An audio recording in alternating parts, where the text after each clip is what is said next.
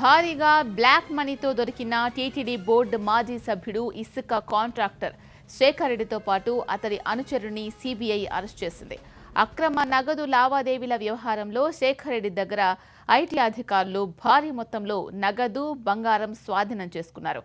శేఖర్ రెడ్డిని స్పెషల్ కోర్టులో హాజరుపరచగా వచ్చే నెల 3 వరకు రిమాండ్ విధించింది కోర్టు. దీనికి సంబంధించి పూర్తి అప్డేట్స్ అందించడానికి మా ప్రతినిధి మోహన్ ఫోన్ లైన్లో సిద్ధంగా ఉన్నారు. మోహన్, పూర్తి అప్డేట్స్ చెప్పండి. శేఖర్ రెడ్డి ఇళ్లలో సోదాలు జరిగిన తర్వాత తమిళనాడునే కాకుండా దేశవ్యాప్తంగా కూడా ఒక సంచలనమైంది. ఈ క్రమంలోనే దాదాపుగా 8 రోజుల పాటు సుదీర్ఘంగా విచారించినటువంటి ఐటీ శాఖ అధికారులు, అదేవిధంగా సిబిఐ అధికారులు ఈ రోజు అధికారికంగా వారిని అరెస్టు చేయడం జరిగింది. ఆయనతో పాటు మరొక 3 వ్యక్తులను కూడా అదుపులోకి తీసుకొని అరెస్ట్ చేయడం జరిగింది. వారందరినీ కూడా 3వ తారీఖు వరకు కూడా జ్యుడిషియల్ రిమాండ్ కు అనుమతిస్తూ కోర్టు ఉత్తర్వులు జారీ చేయడం జరిగింది. 3వ తారీఖు వరకు కూడా వారిని విచారించడానికి, శేఖర్ రెడ్డితో పాటు మరొక 3 విచారించడానికి సిబిఐకి అనుమతి ఇవ్వడం జరిగింది. టీటీడీ బోర్డు సభ్యుడిగా ఉన్న కాలంలో అతనితో సంబంధాలు నేర్పినటువంటి నేపథ్యంలోనే ఈ రోజు మరో సంచలనం కూడా జరిగింది.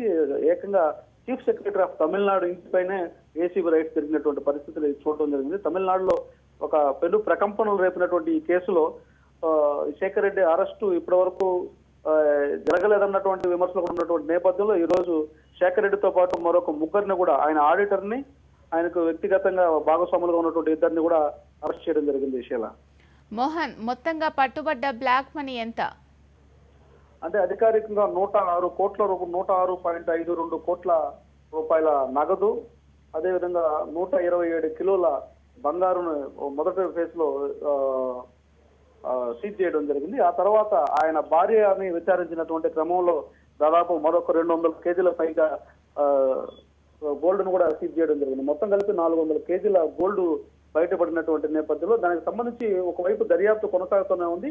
అందులో భాగంగా శేఖర్ రెడ్డి ఇచ్చినటువంటి వాంగ్మూలం మేరకే ఈరోజు సిఎస్ ఇంట్లో కూడా సోదాలు కొనసాగినటువంటి పరిస్థితి. దానికి సంబంధించి ఒక డాక్యుమెంటేషన్ కూడా చేసినట్టుగా తెలుస్తోంది. ఒక ఆధారం కూడా పక్కా ఎవిడెన్స్ క్రియేట్ చేసిన తర్వాతే సిఎస్ నోటీసులు ఇచ్చి ఆయన ఇంట్లో కూడా సోదాలు చేసినట్టుగా కూడా తెలుస్తోంది. దీనికి సంబంధించి ఎక్కడ మళ్ళా శేఖర్ రెడ్డి మాట జారితే తర్వాత జరిగే పరిణామాలను, అంటే లీగల్ గా వచ్చే కాన్సిక్వెన్సెస్ కూడా ముందుగానే బేరీజ్ చేసుకున్న తర్వాతే ఈ రోజు అరెస్ట్ చేసినట్టుగా తెలుస్తోంది. దీనికి సంబంధించి 34 కోట్ల రూపాయలు, అంటే శేఖర్ రెడ్డికి సంబంధించినటువంటి పట్టుబడినటువంటి మొత్తంలో దాదాపు 34 కోట్ల కొత్త కరెన్సీ డైరెక్ట్ గా ఆర్బీఐ నుంచే ఇంటికి వచ్చిందన్నటువంటి విషయం తేలినటువంటి నేపథ్యంలో పలువురు కీలక వ్యక్తుల ప్రమేయం ఉందని చెప్పి అప్పట్లోనే కూడా అనుమానించడం జరిగింది. అందులో భాగంగానే ఈ రోజు రామ్మోహన్ రావు కూడా ఈ రామ్మోహన్ రావు విషయం కూడా బయటపడింది. శేఖర్ రెడ్డిపై CBI section 120B red with 409, 420 కింద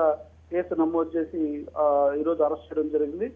ఈడీ కూడా నిన్ననే అంటే శేఖర్ రెడ్డి భాగవతం పైన కేసు నమోదు చేసినట్టు తెలుస్తుంది. మొత్తం మీద ఐటీతో మొదలైనటువంటి శేఖర్ రెడ్డి ఆర్థిక వ్యవహారాలన్నీ కూడా ఇప్పుడు సిబిఐ నుంచి నెక్స్ట్ ఈడీ కూడా వెళ్తున్నటువంటి పరిస్థితి అయితే కనిపిస్తుంది. శీలా, మోహన్, శేఖర్ రెడ్డితో పాటు ఇంకా ఎంతమందిని అరెస్ట్ చేశారు? బ్యాంక్ అధికారుల పాత్ర దీంట్లో ఉన్నట్లుగా చెప్తూ ఉన్నారు కదా, వాళ్ళకు సంబంధించి ఏమైనా అరెస్టుల పర్వం జరిగిందా? ఎవరైనా అరెస్ట్ చేశారా?